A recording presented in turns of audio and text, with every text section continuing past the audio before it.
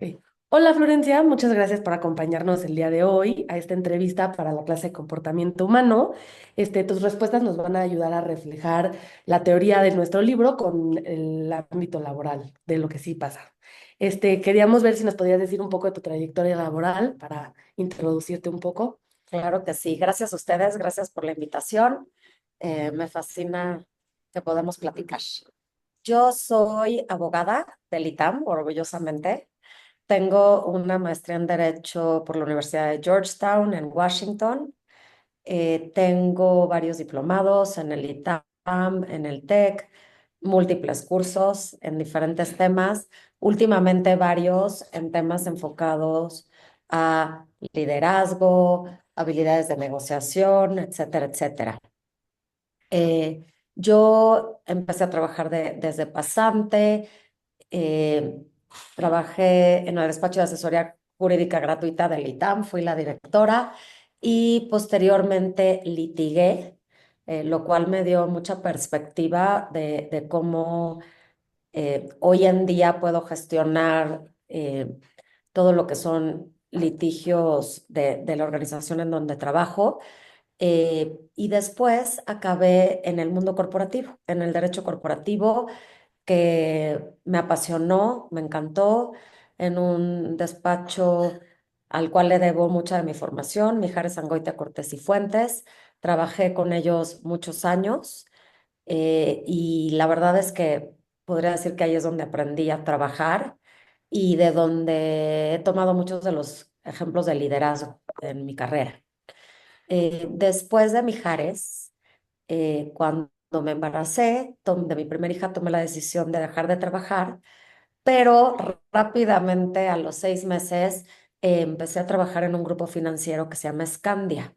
En ese entonces era un grupo financiero sueco y empecé en el área legal, formando el jurídico, porque no existía un jurídico. Y después de 11 años, acabé llegando a tres áreas: el jurídico, prevención de lavado de dinero y compliance para todo Latinoamérica. Después de 11 años en Scandia, también por motivos personales, porque viajaba muchísimo, tomé la decisión de renunciar y desde hace 9 años trabajo en la empresa familiar. Em, Quiero compartirles que la verdad es que nunca pensé terminar ahí, pero hoy, después de 9 años, soy la directora general. Llevo el área jurídica. Empecé llevando el área jurídica y al final, eh, a partir de este año, empecé a tomar la dirección general. Me siento muy retada, me siento muy orgullosa de continuar con la labor de mi familia de 72 años. Es una empresa que tiene 72 años en el mercado, desde mi abuelo, mi papá y ahora yo. Pero bueno, lo más importante es compartirles que en realidad llevo la empresa con mis dos hermanas. Una de ellas lleva 25 años en la empresa, la otra lleva 17. em, y entre las tres tenemos divididas las áreas de responsabilidad y llevamos esta empresa familiar que les cuento que se dedica a fabricar unos colorantes para ropa que se llaman el Caballito, eh, que llevan en el mercado 72 años, una línea de cremas para embarazo que se llama Mom to Mom, que es líder en el mercado desde empezamos hace 16 años y también tenemos una distribuidora que maneja varios productos de terceros. Va, muchísimas gracias. El capítulo que nos tocó es acerca del liderazgo. Y entonces la primera pregunta sería, ¿cómo definirías tu estilo de liderazgo? Firme, soy muy firme, soy muy clara, trato de ser muy clara en lo que necesito, em, pero, pero también me gusta eh, decir que es un liderazgo basado en el ejemplo. Yo en mi trayectoria, de verdad, que empecé a hacer las cosas desde cero, o sea, desde sacar la copia, ir a tribunales, ir a sacar firmas, o sea, desde lo más básico y lo que todos en algún momento pensamos qué flojera cero, qué aburrido. Todo eso siempre lo hice y lo hice con el entusiasmo de aprender. Y, y lo que les querría compartir es que cuando sabes hacer las cosas, entonces puedes liderar, porque le puedes pedir a la gente lo que necesitas, cómo la necesitas. También les diría que al guiar con el ejemplo me ha llevado a genuinamente disfrutar desarrollar a la gente. O sea, me gusta liderar desarrollando, enseñando. Em, me gusta mucho explicar el porqué de las cosas. Cuando le pido a mi gente lo que necesito que hagan, me gusta darles el trasfondo, me gusta darles los tips, cuida esto, eh, por qué esto no. Entonces, me gusta desarrollar compartiendo aprendizaje. Y finalmente les diría que me gusta tener un liderazgo empático. O sea, sí, a pesar de que soy firme, la verdad, y soy dura, sí me gusta ponerme en los zapatos de la gente y me gusta tratar de liderear entendiendo cuál es su momento profesionalmente, cuál es su momento en la organización. Y también en muchas ocasiones entender el momento de vida de la gente para saber por dónde llevarlos. ¿Y crees que ha cambiado tu forma de liderar conforme al tiempo? Sí, por supuesto. La verdad es que la madurez profesional em, te va formando, la experiencia te va formando, te vas dando cuenta de cómo te gusta hacer y de cómo no, porque el cómo no también lo aprendes de los errores, ¿no? Em, creo que el tiempo te va asentando, te va dando experiencia y te va dando la capacidad de decidir eh, cómo quieres dejar una huella y cómo no. O sea, por ejemplo, en el despacho donde yo trabajaba, que de verdad era un despacho muy demandante, mucho trabajo, un alto nivel de estrés, eh, mucha exigencia, pues había gente, todos los socios a lo mejor tenían el mismo nivel de trabajo y el mismo nivel de importancia de deals, pero había el que te gritaba, te pedía las cosas de mala manera, si te equivocabas, te trataba como, pues, ay, la inexperiencia, ay, que no sabes. Y por otro lado, había gente que te exigía lo mismo, pero de una forma totalmente diferente, ¿no? Nunca se me va a olvidar un abogado más senior que yo, que cada vez que yo regresaba con él, decía, oye, esto que me pediste, tengo esta duda, digo, básicamente para ir a decir, no sé cómo hacerlo, me decía siempre, a ver, te recuerdo que te acuerdas, o sea, como de una manera muy, eh, pues nunca haciéndote sentir mal, dándote la oportunidad como de sentir que el conocimiento estaba dentro de ti, que solo faltaba que lo sacaras. Entonces, por supuesto que con el tiempo ha cambiado mi liderazgo porque he reafirmado cómo quiero tratar y qué tipo de huella quiero dejar. Pero no siempre lo sabes al principio, o sea, no siempre lo sabes y no siempre te sale desde el principio. Aún todavía todos nos equivocamos, ¿no? Ya, pues muchas gracias. Ahora, ¿cómo construyes relaciones de confianza con tu equipo? Miren, la confianza para mí en el liderazgo y en un equipo es lo más importante. Se trata de conseguir, esto lo aprendí en un curso y me gustó mucho, eh, que la gente te ceda el poder, pero no por jerarquía de un puesto o de un título, ¿no? Eh, sino porque se pone en tus manos para aprender, para crecer, para dar resultados. Y eso solo es porque confía en ti, ¿ok?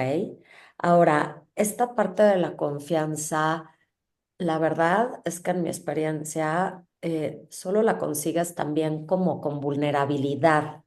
O sea, que no te vean eh, como algo inalcanzable, como algo eh, fuera de ajeno a ellos, sino que la gente sepa que, que eres igual que ellos, que tú también te puedes equivocar, que tú también puedes cambiar de opinión, que hay veces que lo hiciste mejor que otras.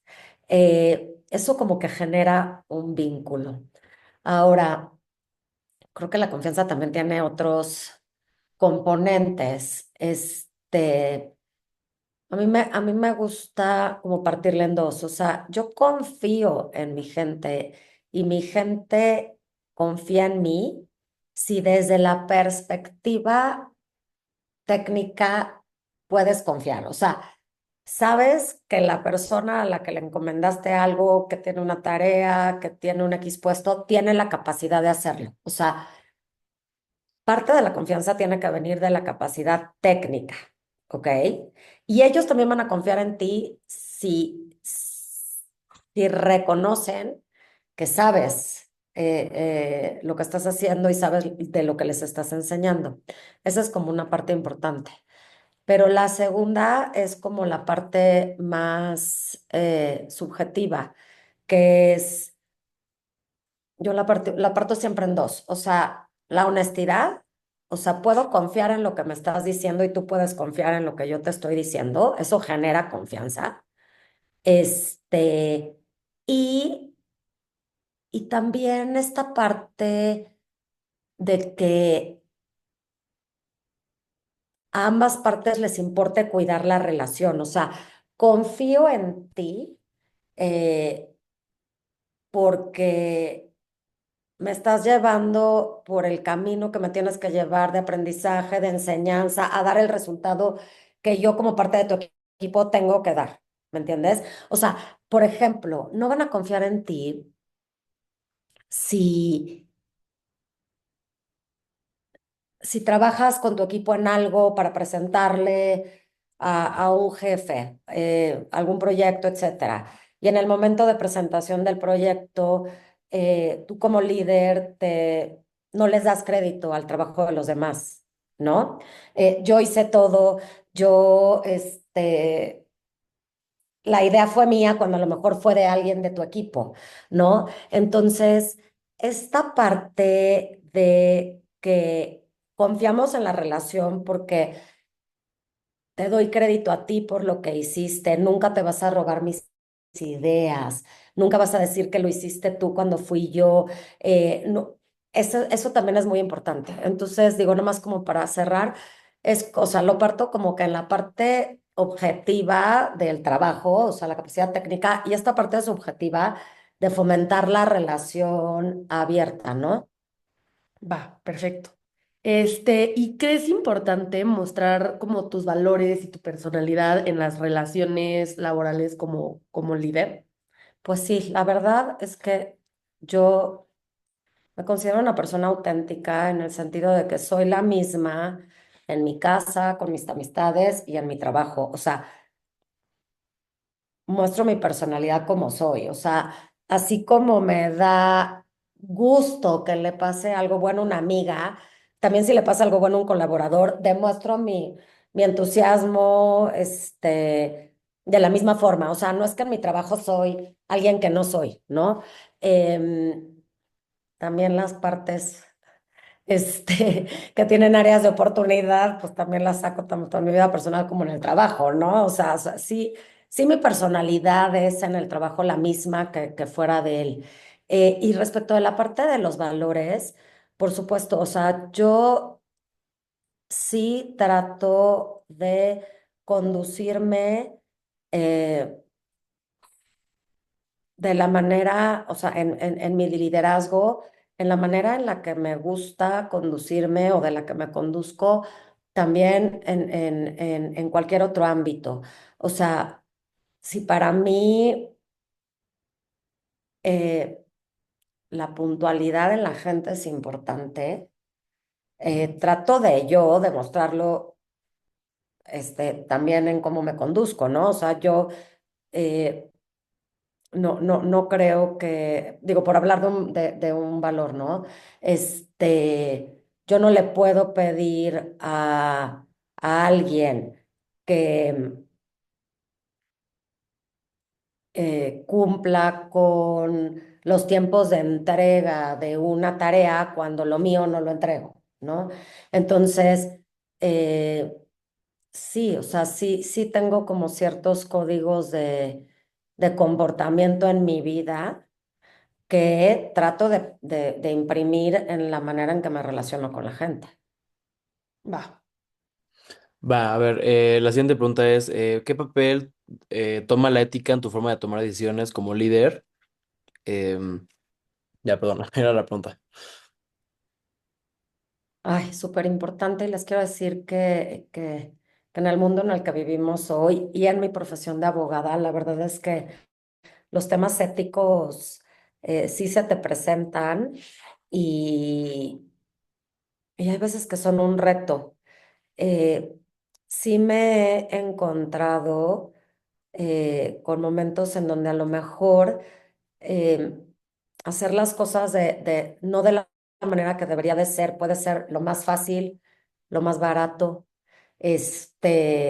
o lo que puede lograr el objetivo, pero siempre trató de regresar de verdad a qué tipo, qué forma de negocios, de hacer negocios debe de caracterizar a la compañía, qué forma de conducta quiero permear a la gente a mi alrededor. Les voy a dar un ejemplo que me acaba de pasar. Queremos exportar Mom to Mom a Perú y ha sido un reto el tema de los registros sanitarios. Son productos cosméticos que se tienen que registrar. Hemos obtenido los registros en otros 7 países de Latinoamérica sin problema y ahora resulta que Perú tiene a un regulador estrictísimo, ¿ok? Y el distribuidor allá me pone en contacto con un despacho de abogados especialistas en regulatorio allá y me dice, mira, tu empaque como está no va a pasar porque son muy estrictos, pero fíjense el dilema ético, pero no te preocupes, mira, aquí lo que se usa hacer es que modificamos el empaque en render, en papel. Eso es lo que se presenta a la autoridad. La autoridad te va a dar el registro sanitario, te va a autorizar, pero en la realidad no te... Yo hice cara de, no, o sea, tú no sabes lo que es para mí cambiar empaques, o sea, es un súper problema en muchos sentidos. Me dice, no te preocupes. O sea, tú vas a importar tu producto tal cual como es. Le digo, ¿cómo? O sea, me estás diciendo que el producto va a ser así y que el registro sanitario va a ser otro. Sí, le digo, oye, pero regulatoriamente, o sea, estoy mintiéndole a la autoridad, estoy incumpliendo. Sí, pero mira, no te preocupes, lo tenemos todo bajo control, porque súper remota posibilidad de que te revisen físicamente el producto. Y si te revisan, no te preocupes, vas a entrar a un procedimiento y la sanción es después de 2, 3 años de procedimiento, $3,000. Cuando eso pase, tú ya vendiste todo el producto en el mercado y vas a haber ganado más de $3,000. Le dije, no me estás entendiendo. Esa no es la forma en la que yo hago negocios. Esa no es una forma ética de entrar a un país. Esa no es algo que a mí me va a dar tranquilidad. Así vender en el país me genera mucho más de los $3,000. Entonces, sí me precio de intentar que siempre la ética guíe mis decisiones. Em, en un país como el nuestro, la verdad es que sí puede ser un reto. Así que no perder la brújula puede ser un reto constante. No porque vayas a cometer los grandes delitos, o sea, nunca me estoy refiriendo a eso, sino porque eh, la verdad es que la corrupción en el país es complicada en muchos sectores. Perfecto. ¿Crees que la inteligencia emocional te hace mejor líder o influye tus decisiones? Por supuesto, yo creo que tu inteligencia emocional eh, es lo que guía tu liderazgo. O sea, eres un líder que se desespera porque un pasante, un agente junior que acaba de entrar no sabe hacer las cosas y tu reacción es gritar, regañarlo, quitarle el proyecto, en lugar de entender, a ver, todos hemos estado ahí, tengo que darles la oportunidad de aprender. Sí, a lo mejor estoy dando más vueltas para obtener el resultado, pero estoy construyendo, o sea, todo eso viene de una reflexión interna que te da, eh, no querría repetir la palabra, pero que te da la inteligencia emocional eh, para ir llevando a los colaboradores por donde los tienes que llevar. O sea, también, por ejemplo, eh, pues siempre te vas a encontrar con cosas eh, que salgan mal porque alguien las ejecutó mal o porque alguien cometió un error involuntario, ¿no? Eh, híjole, y eso hizo que un proyecto no saliera, un pedido súper importante no se entregara y, por ejemplo, Walmart me cobre un fill rate de un dineral, o sea, a todos nos dan ganas de querer matar al que cometió el error, ¿no? O sea, claro que pasa, pero en lugar de enojarte, señalar el error, la inteligencia emocional te debería llevar a decir, a ver, ¿qué, qué puedo hacer para que esto no vuelva a pasar? ¿Me entiendes? Y entonces reencausas, o encaminas de otra manera la forma en la que enfrentas los retos y los problemas, ¿no? Perfecto. Ah, bueno, ¿has estado en alguna situación en la que una decisión tuya genera pérdida de confianza en tu equipo? Sí, sí, por supuesto. A ver, la verdad es que creo que una de mis cualidades es aceptar mis errores. A mí nunca me da pena aceptar que me equivoqué en algo. Hay veces que son errores que, que o sea, a lo mejor no son importantes y dices, ay, perdón, me equivoqué, corrijamos, ¿no? Pero hay veces que uno comete errores que sí tienen consecuencias más importantes, o dejaste de hacer algo que te habías comprometido a hacer y eso hizo este, que, que un problema explotara o fuera más grande de lo que pudo haber sido. Este, Les voy a dar un ejemplo. Nosotros internamente ya habíamos detectado eh, que un gerente había llevado a cabo em, operaciones, actividades que representaban un conflicto de interés con la compañía. Eh, Evidentemente a mí me parece obvio y súper natural para todo el mundo entender que si tú le pasas a alguien, a un proveedor, un trabajo a cambio de un moche, pues eso es un conflicto de interés y eso es una conducta no ética e indebida, ¿no? Eh, ya habíamos tenido un evento hace 2 años con un gerente que lo tuvimos que, que correr, esa es la verdad, por llevar a cabo esas actividades. Pero la reflexión posterior fue, oye, o sea, eso tiene que estar en blanco y negro, o sea, tiene que haber una política de conflictos de interés en la compañía. Este, Toda la compañía se enteró que este hombre salió por esas razones, porque estaba recibiendo pues, dinero que no le correspondía, etcétera, ¿no? Y la verdad es que Recursos Humanos me hizo la política Trabajé con ellos en varias rondas metiéndole mano y al final ya teníamos la política al 99%, pero había un párrafo que a mí no me gustaba, sentía que le faltaba algo, sentía que no estaba quedando como tenía que quedar.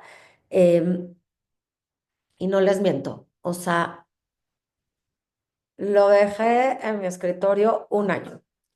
Un año no liberé la política y no la aprobé por un párrafo. Y la verdad es que Recursos Humanos varias veces, oye, por favor, ayúdanos a liberar la política. Y yo, sí, sí, sí. Claro, porque tenía otras 20 cosas que hacer. Pero 2 años después, volvió a pasar lo mismo con otro gerente.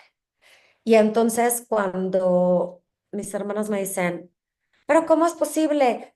Pero firmó la política de conflictos de interés, ¿verdad? Y yo, casi me muero, porque el trabajo se había hecho mucho esfuerzo y la verdad es que la que no cerró la pinza fui yo. Y entonces en ese momento dije, híjole, perdieron la confianza en que yo, pues, cierre el círculo de lo que me corresponde, en que yo, en mi capacidad de priorizar, etcétera, ¿no? Entonces sí, claro que me ha pasado, se siente horrible, horrible. Entonces, ¿qué haces en esos casos? Uno, como les digo, aceptar el error, o sea, pero te quieres morir. Em, Sí, les pido una disculpa porque fue mi error no haberle dado el último jalón a esto y prioricé mal y por supuesto que era un tema sensible, etcétera, etcétera. Y para mí la mejor manera de recuperar la confianza es aceptar, con humildad, por supuesto, aceptar los errores con humildad y demostrar, yo les diría, que aprendiste de ellos, ¿no? O sea, aprendí y esto no me vuelve a pasar y doy buen seguimiento, etcétera, etcétera. Muy bien. Y en tiempos de crisis como los que vivimos en la pandemia, es como muy difícil manejar el papel como líder porque pues hay miedo, hay varias cosas. ¿Tú cómo manejaste tu papel de líder en tiempos como la pandemia? Crisis. Sí, fíjense que la verdad, para mí sí fue una época complicada porque nosotros, por ser industria química, afortunadamente no tuvimos que cerrar la planta. Entonces, todo el corporativo sí se fue a trabajo remoto, home office, pero planta y almacén, que son dos ubicaciones diferentes, afortunadamente no tuvieron que cerrar.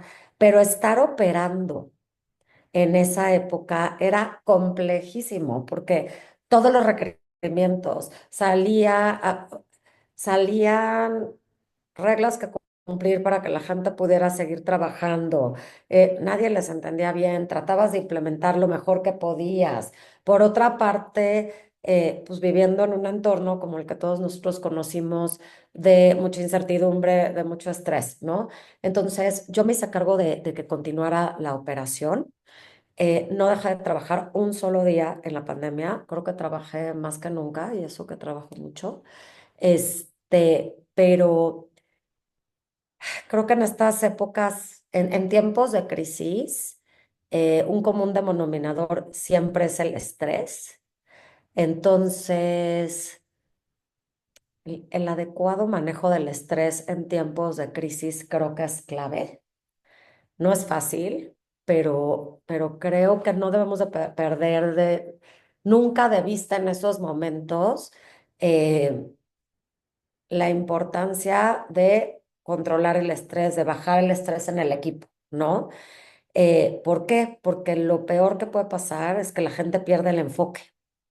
Entonces, muy importante en esos momentos para mí era tratar de controlar el estrés de la gente y dos, procurar el enfoque de todos nosotros. A ver, o sea, qué es lo que sí tiene que salir, qué es lo que no puede esperar, qué es la prioridad. O sea, enfocar en la crisis, qué es lo que tienes que solucionar primero, porque pues las crisis se caracterizan por inestabilidad, por muchos frentes abiertos, por retos fuera de lo común.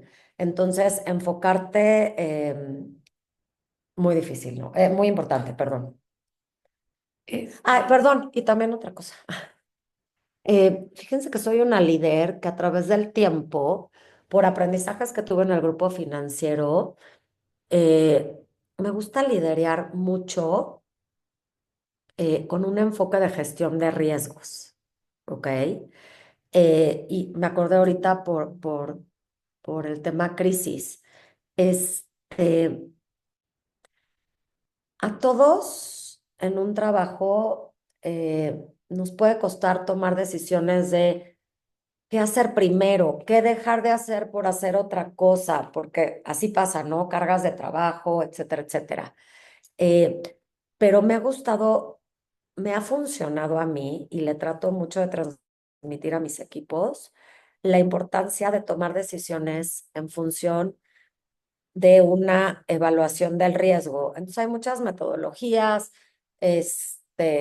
digo, hay especialidades en gestión de riesgos, pero si no lo llevamos a nivel muy complicado, procesos, este, trato de tomar decisiones siempre midiendo los riesgos de lo que va a implicar hacer A o B o C. Entonces, em, por ejemplo,